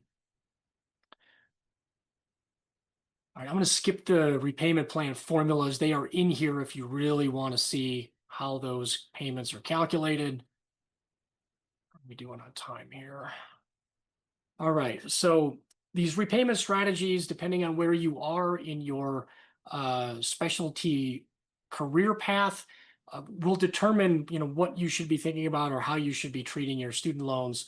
You don't have to accelerate your student loan payoff. I saw one of the ones that jumped out to me from the submissions was somebody who had a relatively low student loan balance, at least for a veterinarian, but they were using a standard 10-year plan payment to pay their loans while they're doing their residency, and their primary concern was a high monthly payment. Right? You don't have to pay your loans using a standard 10-year plan. Even if you have a relatively low balance, you can still benefit from the income-driven plans to give yourself some budgetary relief, particularly while you're working your way through your training and your income is otherwise lower than it will be when you're done with your training. Right? So don't punish yourself, right? Maybe it's just not knowing what the other repayment options are. The loan servicers really don't help in that regard. But that's why we do these sessions, and hopefully you're here and you can get some, budget relief there. Even if you have a relatively low student loan repayment balance, you can use these plans to help you get there, at least until you're done with your training. So when I consider the best strategy, and that's usually what the questions that you all ask, is what do I do next? What's the best repayment plan, right? And we've covered a lot of these different elements. We're going to just lay them out here. The best option is going to reduce the risk to myself and my family and maximize my monthly cash flow. Ideally, it'll reduce the total repayment cost, but kind of like we illustrated in that first case, the absolute lowest cost is the standard 10-year plan, but it also comes with the highest monthly payment, right? And that's something I'm not necessarily willing to trade off, right? These two, and this is kind of in order of importance for me, right? So I want to reduce the risk to myself and my family. I know that if I walk out my front door tonight and I get hit by a bus, right, my student loans go away with me, right? My wife is not going to be responsible for paying them, right? So I don't have to force myself to pay off the student debt faster just because I don't want my family to be responsible for it. They never will be responsible for it, right? So that helps me inform, well, what should I do? Where does my student loans fall on my priority list? My next one, maximize my monthly cash flow. I want my minimum monthly payment to be as low as it possibly can be while earning forgiveness credit. So I have the most control over my own cash flow and I get to determine where it goes, right? I can do better things with my money than giving it to the Department of Education in levels that exceed what my income requires me to pay. Right, so that's what I mean by maximize my monthly cash flow. It gives me the most cash in my budget to use for other things. And if I can get it to also be the lowest total repayment cost, which many of you can, then great. Right? If it's not, I'm not terribly worried about it because usually, and like we illustrated for that first case, there's such a significant difference between that standard 10-year plan payment and what they can get in an income-driven plan that I want to have access to that difference so I can do those other things, like buy that home, save for retirement, boost my emergency fund for after I buy that home, right? All of those things are way better uses of that money than trying to run to that student loan balance zero faster. All right, so what should you be doing now, especially if you're done with your training, right? What is your student debt to income ratio, right? If you're in your training, what will your student debt to income ratio be when you're finished with your training? Right? If it's greater than 2, then chances are you're going to reach forgiveness under some combination of income-driven repayment plans. Maybe it's pay-as-you-earn, then RAP, then IBR, or maybe it's pay-as-you-earn to IBR 2014, or maybe it's IBR 2009, right? It really just depends on where you are in repayment, what your IDR profile is, and what your income information looks like. When you're projected to reach forgiveness, you want to pay the minimum and plan for that tax. It doesn't make sense to pay more. You're just going to voluntarily pay more than you have to towards your student loans. And as your circumstances change, reevaluate, right? There is no set it and forget it in that world. If your debt to income ratio is less than 1, then you may pay your balance to zero before you reach forgiveness. You may pay your balance to zero before you reach public service loan forgiveness. Another interesting one that was submitted for this session was somebody who has around $50,000 of student debt, is doing an academic residency, did an academic internship, and really wants to earn public service loan forgiveness. They're probably not going to reach public service loan forgiveness because they're going to pay their balance to zero before they hit that 10-year required payments, because the payments are based on their income. Even during an internship or residency, when you have a lower balance, those payments will start to dig into that balance. And by the time you finish your training and you're working as an academic veterinarian, your payment will increase to a level where you'll extinguish your balance before you reach public service loan forgiveness. It doesn't mean you still shouldn't log that credit because you never know what will happen to your income. But chances are, if your debt to income ratio is less than 1, you're probably not going to reach public service loan forgiveness. Just something to be aware of. I think some people confuse that sometimes, thinking that they're going to hit public service loan forgiveness just because they meet the employment criteria. It really depends upon how much debt you have remaining as well. So if it were my dog, if I'm a current intern or resident, this is really meant to be, pay as you earn is the best remaining option right now. If you're already in IBR 2014, like Ariel, you said you're already in it, stay in it, right? It's fine because you don't want to switch now, because if you switch now, you'll trigger that unpaid interest capitalization. These two are both better than the original version of IBR, at least until RAP is available, and then it becomes a comparison exercise. If you're finishing your residency, pay as you earn can really help you in that transition. Maybe RAP will also help you if you're finishing your residency next summer and RAP is online. Then you may benefit from using RAP to kind of navigate that transition from resident to specialist before your tax return income starts to match what you're earning as a specialist. Specialist pay as you earn is kind of, as we illustrated with the case, you can keep using pay as you earn through July of 2028. And then depending on what your remaining balance is and what your income is, you might switch to one of the remaining IBRs, depending on which one you're eligible for. You could consider RAP. It really depends upon your circumstances. If you're hoping for public service loan forgiveness, your goal is to pay the least amount possible while receiving public service loan forgiveness credit. For you right now, that is pay as you earn, IBR 2014. If you're in IDR Profile 2 and you're not eligible for IBR 2014, then you're going to want to transition over to RAP to reach that public service loan forgiveness finish line.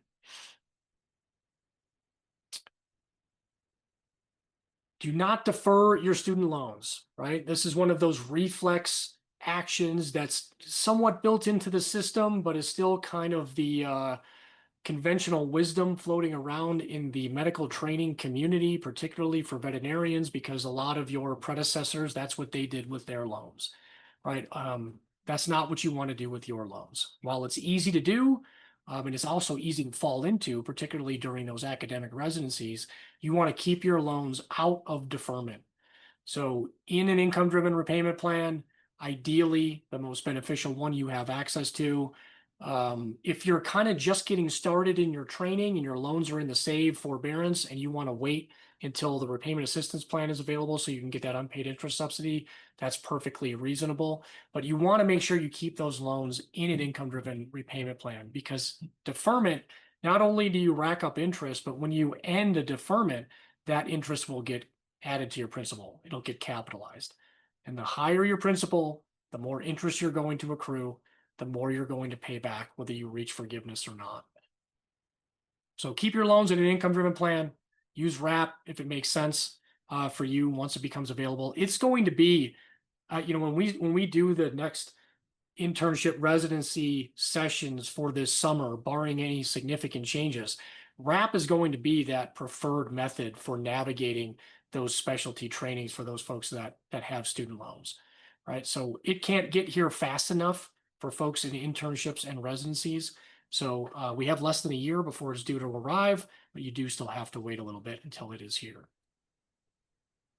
Those residents. Tony, Yep. there was a question there's a couple of questions in the Q&A, but one that I think is pretty relevant right there. They were asking about potentially switching from pay from the save forbearance and then going to RAP once pay is no longer available. Is there any problem with bouncing from one to another? There isn't, right? Except when you're bouncing from IBR, which is what triggers that unpaid interest capitalization. And that's where, if I come back to my example, right? Both of these examples, these are pretty significant unpaid interest balances, right? These are not unpaid interest balances that I want to see added to my principal, right? So the way to avoid that is to stick with pay as you earn.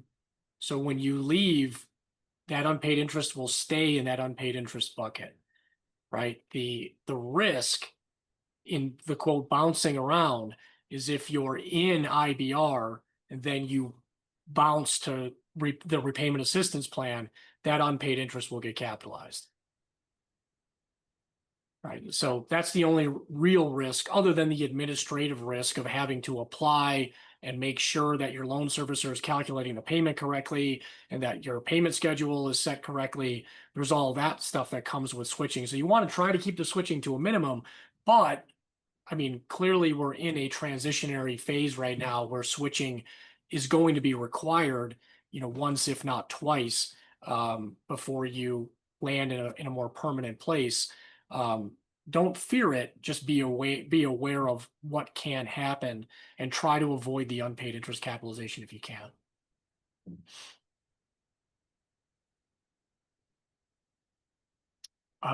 Cool. Was there another one that was in that same category? Another question? No, I think there's one here that I think you're probably coming up to soon about how to find your forgiveness Yep, count absolutely. information so far. So we'll hold Yep. on to that one. There's somebody Cool. that believes they've crossed the 25-year line though, so they'll be very Oh, interested in that. great.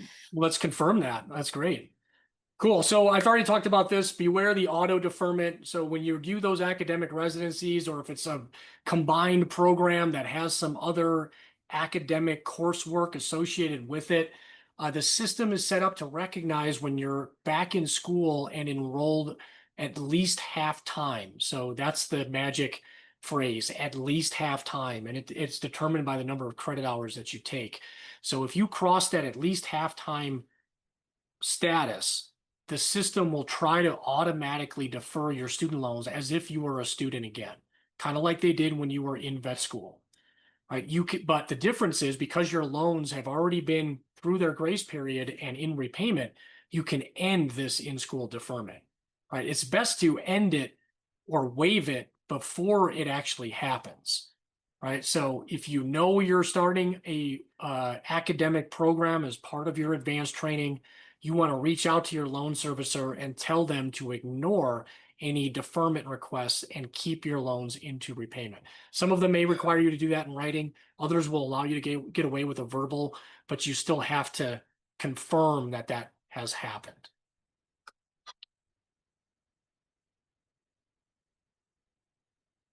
All right, so forgiveness payment counts. So if you can see the end of payment term widget, it looks something like this. So when you're logged into studentaid.gov, you'll see something that looks like this. This is for people that are working towards income-driven repayment forgiveness. The public service loan forgiveness one looks more like this. All right, so if you have multiple loans, it'll show you how many qualifying payments do you have out of 120. It'll show what your progress looks like for each loan. Now, if you can't see either of these, there's another way to check in on your forgiveness count while they work to bring these back online. And there's an API, a fancy word for a link into the back end of the system that lives on the student aid universe. You have to first log in to studentaid.gov, and then I open a new browser tab and use this ugly looking link. So I'll log back in here because it probably already logged me out. So I'll log back in.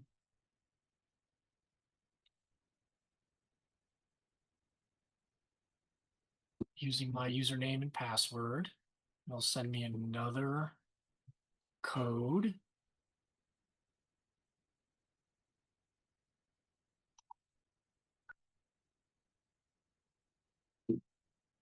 Lots of scary language. And once I'm logged in, I can then use this API link. And since I'm already authenticated, I'm already in the studentaid.gov system, it will generate this heinous looking 1980s looking printout. Right now, if you have a lot of loans remaining, this is going to look even uglier, right? I only have two consolidated components of my loans remaining. So it essentially repeats this information for my remaining loans. But if you've got, I think one of our examples, there's 11 loans in their portfolio, you're going to see 11 blocks of this text. And it can make your eyes kind of roll into the back of your head, right? But buried in here is your qualifying payments towards forgiveness. So I know I'm eligible for the old version of IBR, which is labeled as IBR in this ugly system. My qualifying payment count is 143 months. I need to get the 300.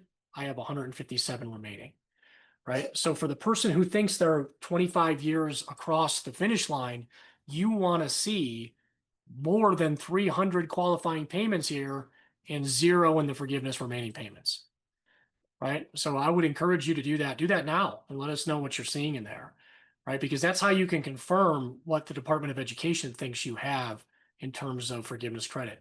And it would be very beneficial for you to reach forgiveness this tax year, 2025 versus 2026 and beyond, because there's still a special tax exemption for anybody who receives student loan forgiveness in 2025 will not have to pay federal income tax on it. Now, unfortunately, in the new Big Beautiful Bill law, they let that tax exemption expire. So anybody who receives income-driven repayment forgiveness beyond 2025 will have to pay that federal income tax. So definitely check that payment counter, or if you see your widget, even better.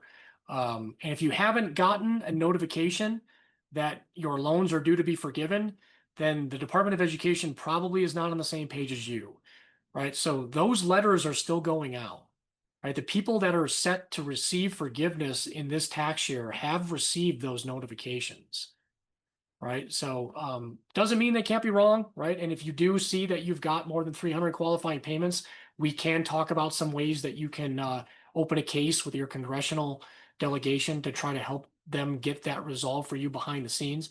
But you want to first check that number to see what they have on file for you, and then you can start that reconciliation process. All right, anybody have any questions on how to find their forgiveness count?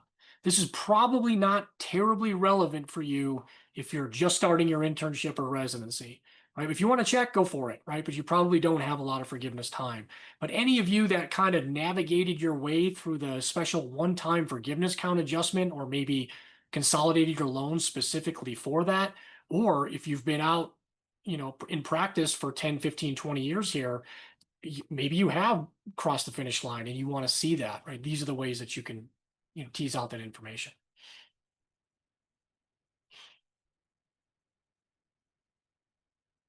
All right.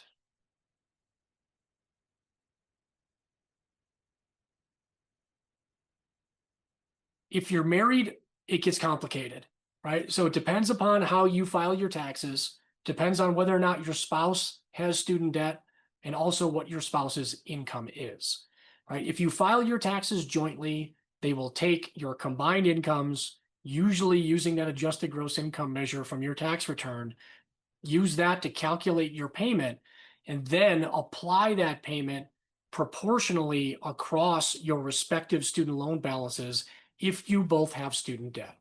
Right? If you only have the student debt, then 100% of the payment goes towards your student loans. But if you both have student debt, like in my household, my wife has about 60% of the household student debt. I have about 40%. 60% of the calculated payment based on our joint income goes towards her loans. 40% goes towards my loans. And so that's how they'll calculate that payment. We suspect that's going to be the case for RAP. They haven't finalized those rules just yet, but chances are it's going to look similar. It would be kind of odd if it didn't, but those are some of the things that we have to wait and see for when RAP is the rules for how RAP will work logistically are finalized.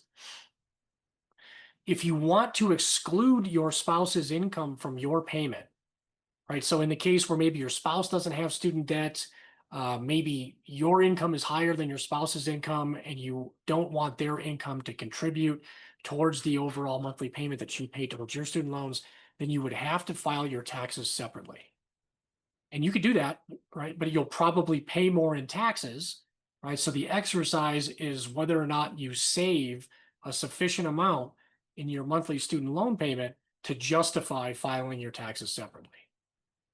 Right. So this generally involves working with an accountant or some kind of tax professional, asking them to run your taxes both as filing jointly and filing separately.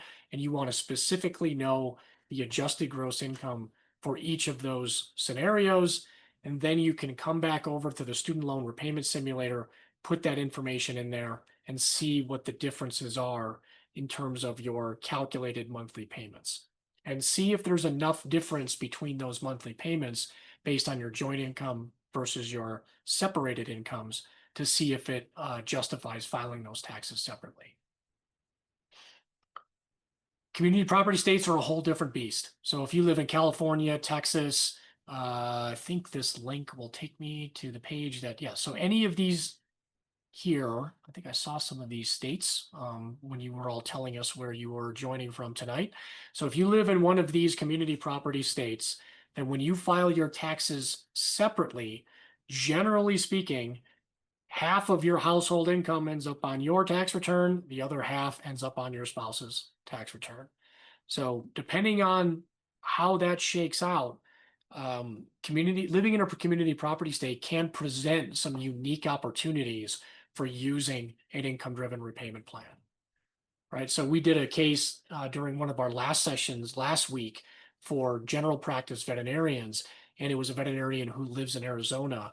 And because she has the option of filing her taxes separately in a community property state and her spouse isn't working, her adjusted gross income looks very low, right? So it makes her income driven repayment look very beneficial.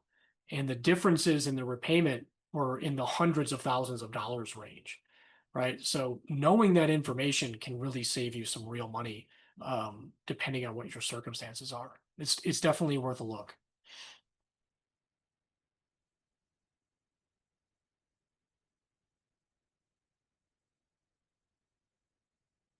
All right, coming into the home stretch here.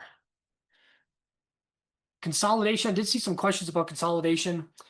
While consolidation used to be kind of like the go-to, especially as you were graduating and getting started, you have to be really careful with consolidation now. Unfortunately, consolidation will undo any forgiveness credit that you currently have. So consolidation can still be valuable in very specific circumstances, but we have to be extremely careful about using it as kind of a blanket strategy.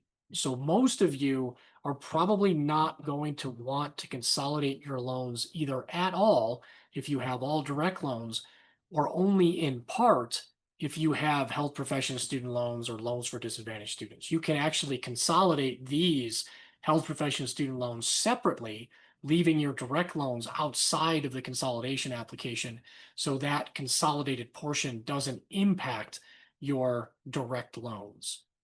Right, so direct loans don't need to be consolidated. Consolidation will also trigger capitalization, so one of those things that we're trying to avoid. And it really doesn't change the options you have. It does for the health profession student loans, right? Because health profession student loans, loans for disadvantaged students, Perkins loans, they are only eligible for a standard 10-year plan payment, and they're not eligible for things like public service loan forgiveness. So if you want to have those balances be eligible for income-driven repayment or public service loan forgiveness, then consolidate only those balances. Turn them into a direct consolidation loan, and then they'll be eligible for income-driven repayment and public service loan forgiveness. You can still get a weighted average count for public service loan forgiveness. So if you had disparate counts, and not like the one I saw where it was 72 versus 71, but for some reason, maybe you had 70 on a bulk of your loans and 5 on another set of loans, you could consolidate those together and get a weighted average count on the resulting consolidation loan. Now, it will drag down the higher number a little bit, right? So you'll want to do that with some caution, and we're happy to help you on the student debt message board area to see if that would make sense for you. But it is still something that can be beneficial particularly when it comes to public service loan forgiveness. You have to also be pretty certain that you're on a public service loan forgiveness track too, right? So that weighted average opportunity only applies to public service loan forgiveness. All right, so the post-training on-ramp, this is something that's unique, I think, to the specialists, right? So you go from earning very little to quite a lot in a short period of time. And I usually see a lot of concern about using the income driven plan during the training. And then this, well, now I'm earning a lot more money. Does this still make sense? And thankfully, the way the income driven plans are structured, you don't have to worry about that immediately, right? Because your tax returns are, you can think of them as the gold standard when it comes to documenting your income for an income driven repayment plan. And when we think of the typical time frames for training programs, typically you finish those residencies usually sometime in the summer. Then you have some time off to sit for boards, and then maybe you start your specialty position later in that calendar year, right? And you'll start earning a higher income, but the majority of that year is still going to be representative of your last year of residency income.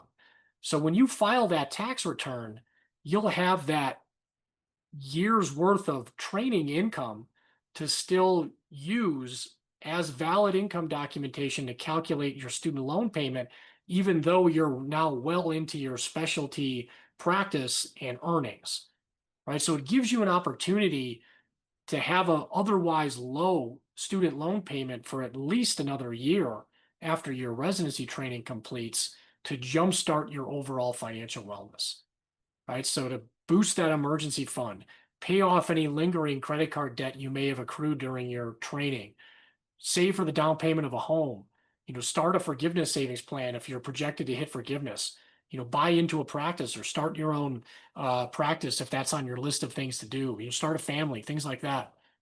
So you don't have to go immediately into aggressively paying off your student loans just because you're earning more money after your training, right? The system will allow you to kind of gradually work up to that higher income that will eventually generate a higher monthly student loan payment.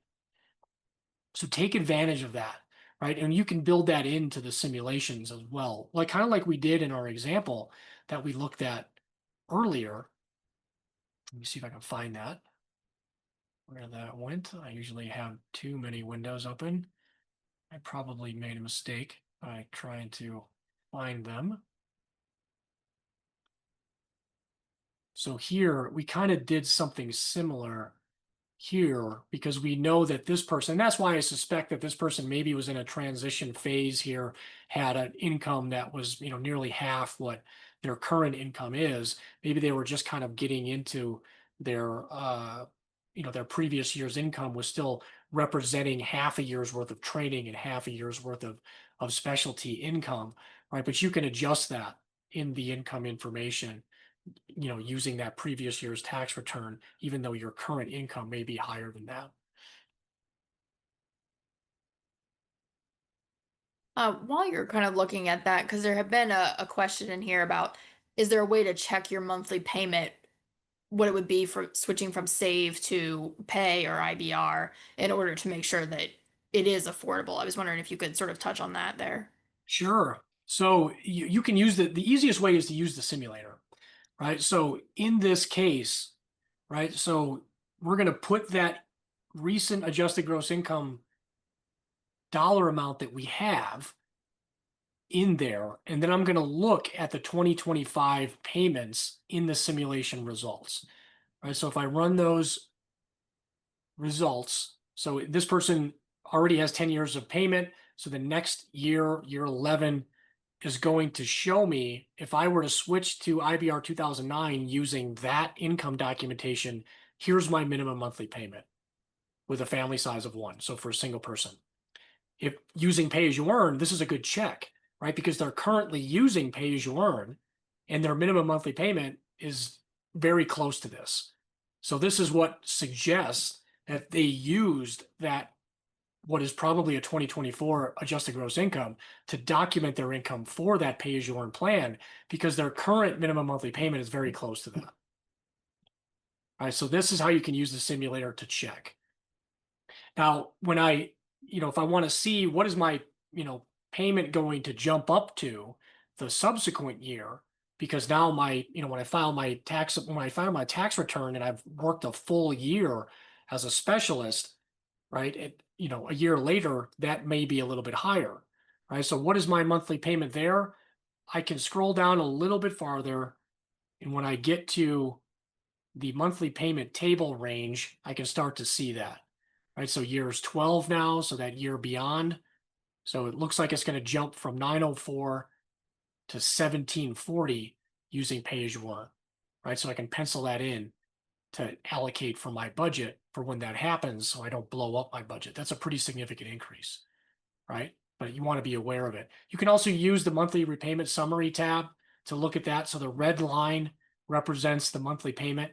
So the same way here, I can hover over these dots, although it's not terribly easy to do that. There we go. I can see that 1740 in that monthly payment. So I can start to see what those monthly payments look like into the future based on how I projected that income. But I can also use it to see what my more short-term payment would be if I have one of these discrepancies between my last year's taxable income is relatively low compared to what my current taxable income is.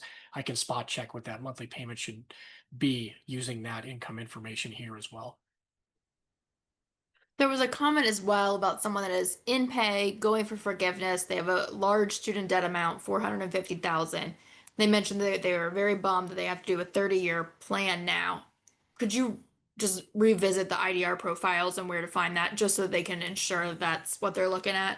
Sure. So when you upload that student aid file, you're going to go to the IDR eligibility tab. So I've uploaded the file here. It'll probably default to one of these other tabs. You want to check this IDR eligibility and make sure that that is the case.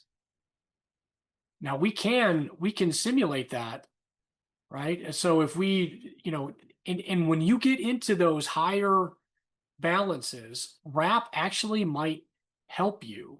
So let's do that. Let's assume you've got $400,000 of principal, maybe $50,000 of unpaid interest. Your average interest rate is probably a little bit higher, right? And let's say you've got, I don't know, we'll say that you've got 8 years in repayment here and you're done with your training. Maybe your income is similar to what that previous internist income was, right? We'll assume you're single there, right? But you can run these and see what that looks like. Now, yeah, pay as you earn probably would have been a great option for you. Um, RAP does not look great on that cursory view there, unfortunately. IBR 2009 looks a little bit better, right? Or, depending on what your household finances and income are, but to extinguish a balance that high in a short period of time, you're looking at a really significant monthly payment, right? And that's really going to eat into your budget, even earning $225,000 a year, right? So it could be a matter of, the lesser evils kind of approach, right? But I would highly suggest that you submit a signalment form, check the box at the end of the signalment form that allows us to post that anonymously on the message boards. That actually gives me a good excuse to come over here, right? So, and then let's work through that. Let's work through that scenario too. I'm just kind of making up numbers here to try to illustrate that on the fly, but it'd be better to work with your actual specifics. But if you fill out that signalment form and you check the anonymous checkbox, it will get posted in the student debt message board area. And you have access to that from the Student Debt Center, right? So when you're logged in here, if you have a discussion already posted with us, you'll have this little alert icon and that red thing that will take you to your most recent message board discussion. We've got quite a few discussions going here. This one's going to take me to the most recent one. This is a student, so I'm going to look for something that might be a little more relevant for your all circumstances. Right, but these are what these signalment form postings look like, right? So here's a lab animal vet, right? 2020 graduation year. Right? We take a summary of those signalment form responses. This is somebody who's hoping to reach public service loan forgiveness, right? So we post these. You can see the poster is anonymous.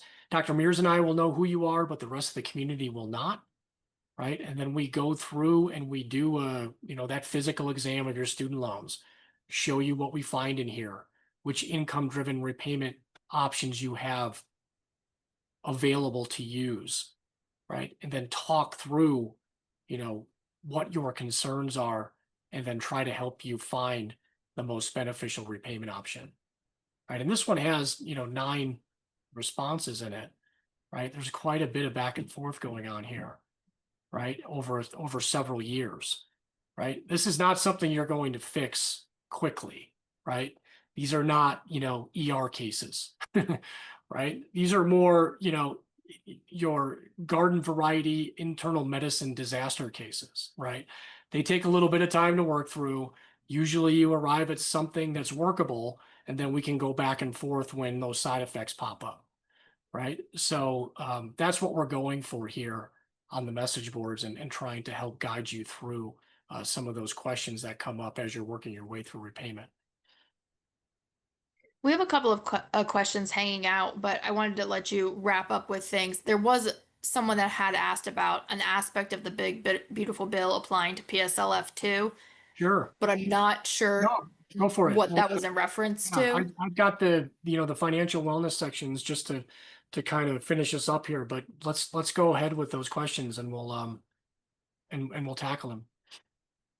Yeah, so if that person is still around, give us some more context for which part of the BBB you were asking about with PSLFs, because I missed that one. I apologize. Um, Couple of questions about PSLF buyback. What's happening there? Yeah, that's a bit of a mess. I if the public if you can buy back enough time to get you over the 120 monthly required payments, then go for it. However, if you're still employed with a public service loan forgiveness eligible organization, then just keep earning public service loan forgiveness progress, and don't try to navigate the buyback process if you don't have to. It is a real mess. So it's out there. And if you're at, 110, and you can buy back 10 monthly payments to get you to the 120 to get across the finish line, then it's worth the headache, right? But it may just as well be easier to make 10 additional payments to get to the 120 monthly payments. You may actually get to forgiveness sooner.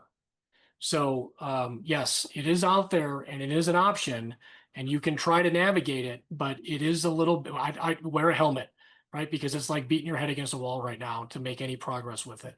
So that's another one where please post on the student debt message board area, and we'll see if you're one of those folks that needs to put the helmet on and go for it.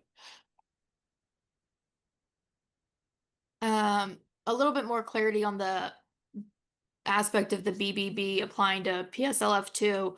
They said, I don't remember entirely what it was about, but it had to do with taxation. I'm not sure if that's going to ring any bells for you.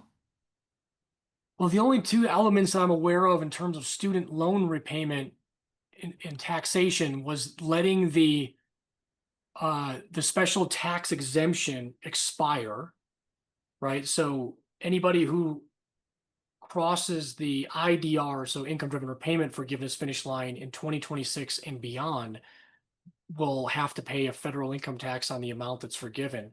The other component that relates to taxation was they made permanent the employer payments to student loans up to 5,250, as long as the program is set up correctly, that the employer can make to an employee's student loans tax-free in a tax year, and then that amount will actually be indexed to inflation. So it will, starting in 2026 and beyond, the 5,250 amount will be increased by whatever the indexing to inflation rate is for that particular year. But those are the only 2 taxable elements, at least as it relates to federal student loans, that I'm aware of in the big beautiful bill. Someone had asked about on the message boards, if you post anonymously and then respond, is it still anonymous? Yes, you can still respond anonymously as well. It'll prompt you when Yeah. you hit that reply button Now that does and bring up a notifies you. yeah, some people though, for some reason, so when you hit reply in the student debt message board area, and if you've already posted anonymously, or we've posted that initial one anonymously for you, it will pop up and ask you, do you want to post anonymously? And you can confirm it. But you can also check here, right? So in the reply window, in the student debt message board area, there's a special anonymous box. So if you've already posted there, it should automatically be checked. But if it's not, then you can check it. Right, but that does happen. And if we see that you have an anonymous post and you happen to post and it's non-anonymous, we usually catch it, within 24 hours and we can change it, right? We can make sure that you are made anonymous. So we can fix that if you do an oops, but you can check and see that it's selected to post anonymously too. Another question, my recertification date has been bumped down the road every year since 2021, so I haven't recertified in years. Is that feasible or did I mess up? No, that's exactly right. So, and that the anniversary date, so that's another one of the reasons why you want to do that student loan physical exam, right? Your student loan physical exam will show you what your anniversary date is for your income driven plan. The only one that's nonsensical right now is those who are in the save forbearance. So if you see an anniversary date for your save forbearance, and you will, it doesn't mean anything, right? But if you're in pay as you earn or you're in IBR, um, that date means something, right? And it could be into 2027, right? So, there has been a lot of kicking the can down the road because turns out when you turn on and off a $1.7 trillion system like a light switch, there's some problems, right? And trying to get people back on a reasonable timeline as it relates to income driven repayment has been a total disaster. So they have been kicking those anniversary dates down the road.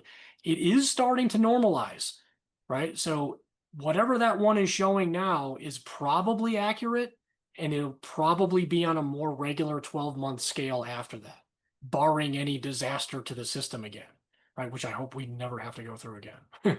But chances are, after the one that you're seeing in there, it's going to return to a more normal 12-month renewal cycle.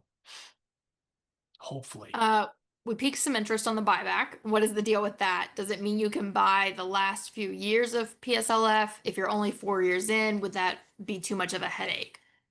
Yeah, again, it depends on why you would need to buy it back, right? So the buyback is for folks who were doing things that were otherwise ineligible for public service loan forgiveness, right? So you are using the wrong repayment plan, or is really the only instance that you can do that.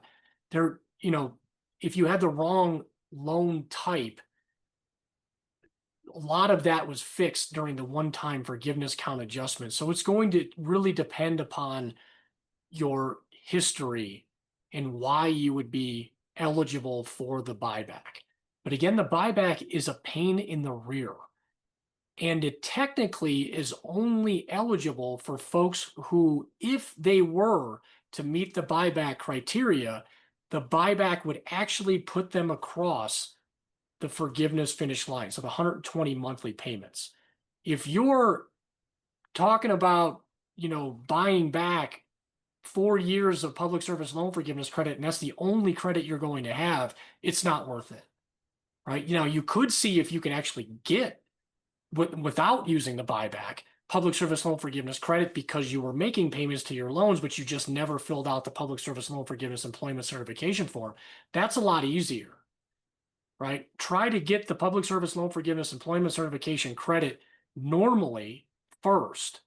And if there's some reason why you think you would be eligible for the buyback. So the buyback is more in the case of like the save forbearance here, right? The last, 14, 15 months that you may not have been eligible for public service loan forgiveness because your loans have been stuck in that save forbearance.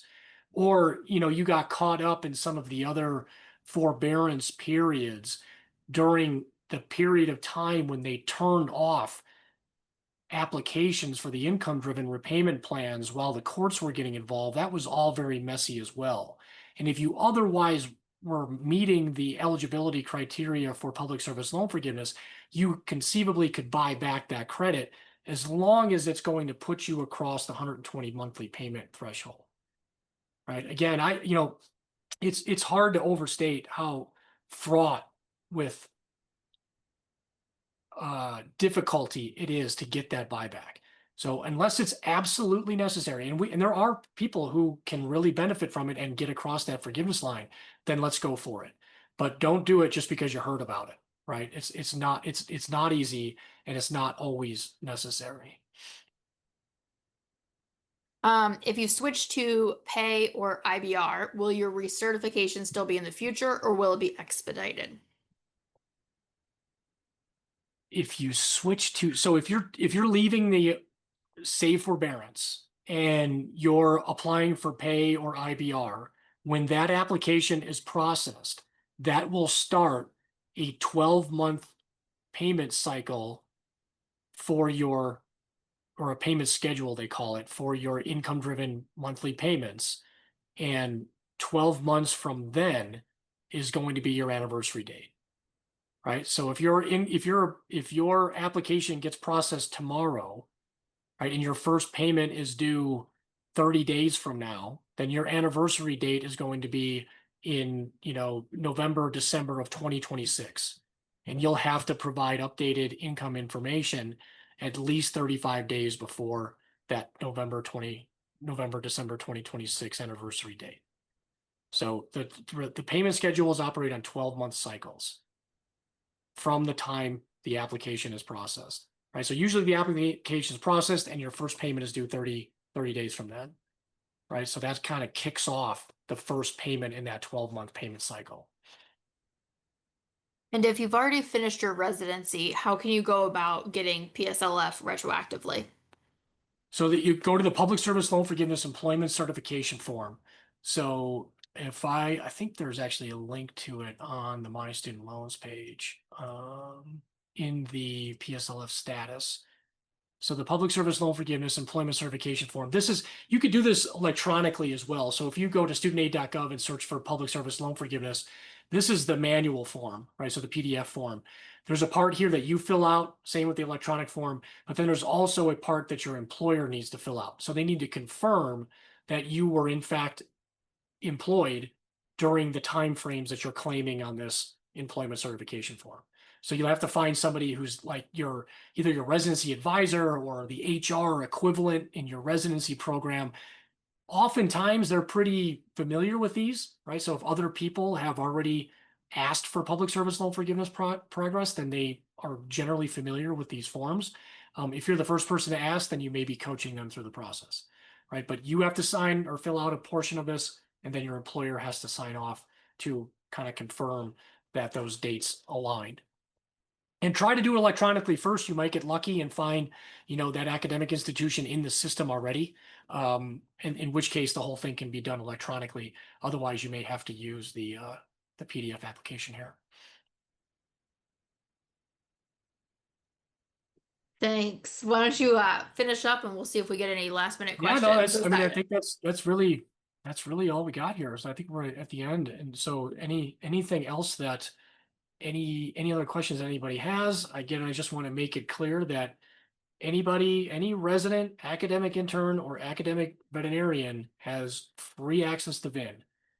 Please just reach out and let us know what your current email is and your current role status where you fall in one of those categories so we can get you that access. And we check in with you kind of like the income driven plans. We check in with you on an annual basis to make sure that hasn't changed so we can continue to give you that access. So and if you don't fall into one of these categories, you can still have a VIN username and password and have access to the student debt message board area that we talked about through VIN Foundation. And you'll always have access to those discussion threads and the ability to ask questions as your career and circumstances unfold. Great. Well, I don't see any questions hanging out in the Q&A or anywhere. Um, Thank you all so much. Thanks, ACVIM. We will be getting the email sent out in the next couple of days with the recording, links to Dr. Bartel's Prezi with all of the links attached to that. We'll share some additional resources as well. So be on the lookout for that to hit your inbox. I did see a pretty lengthy one here posted by Ariel. So that's super helpful information, and don't worry about it. Let's if you haven't already, and I haven't gotten a chance to go through all the signalment forms that were submitted for this particular session, this is one I think we definitely should take care of on the boards, right? So um, if you haven't already, I'll reach out to you and see if we can get you to fill out that signalment form or at least check that box so we can move that over to the message board discussion and do a deeper dive here. I think there probably is a case here for you to move, so especially since you're just starting your residency, to benefit from RAP and move your loans out of IBR sooner rather than later. So let's check your loans, see what that unpaid interest is and what that capitalization hit might be. And then you can, have a little bit more information to go on in terms of whether or not that switch to RAP might make sense for you. Also, whether or not you're going to remain in academia would play a role in there, right? So that if you reach public service loan forgiveness, right, the capitalization events really don't mean anything, right? They'll make your balance bigger, right? But it doesn't really matter if you ultimately end up reaching public service loan forgiveness. But that's also a lot to bank on, right? Public service loan forgiveness is not necessarily a straightforward pathway for every veterinarian, right? But if you do end up reaching public service loan forgiveness, the capitalization events aren't as material as they are when you're using a regular income-driven repayment strategy. Wonderful. Well, thank you so much, Dr. Bartels. We really appreciate this. Um, and Yeah, thank thank you all you for attending. for moderating and bringing all the great questions out. And thanks to everybody who stuck it out for the full 2 hours. Hopefully that was helpful, and hopefully we'll see more of you with free memberships activated as well. That is going to be a flag and a hill that I am going to die on for sure. So expect to hear more from us on that in the coming years here.